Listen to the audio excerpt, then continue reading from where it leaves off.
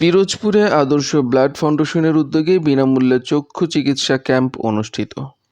২৬ November মঙ্গলবার নেসারাবাদ নান্দাহার বাজারে আদর্শ ব্লাড ফাউন্ডেশনের নিজস্ব কার্যালয়ে গ্রামীণ জিসি চক্ষু হাসপাতাল রূপাতলী এর সার্বিক সহযোগিতায় সকাল ৯টা থেকে দুপুর ১টা পর্যন্ত এই কার্যক্রম পরিচালনা করা হয়।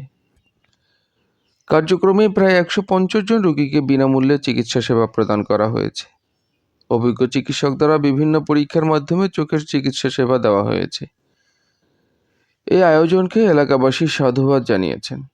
কার্যক্রমে আদর্শ ব্লাড ফাউন্ডেশনের সম্মানিত উপদেষ্টা কাজী মোহাম্মদ ইয়াদুল ইসলাম, উপদেষ্টা সাইদুল ইসলাম, উপদেষ্টা শাওন হাওলাদার, সভাপতি আতিকুর রহমান আবদুল্লাহ, সাধারণ সম্পাদক অসীম আহমেদ সহ অন্যান্য সদস্যবৃন্দ উপস্থিত ছিলেন। তথ্য ও ভিডিও চিত্র ধারণ করেছেন মোহাম্মদ পারভেজ শিকদার। নিউজ ডেস্ক, বিজলি বার্তা।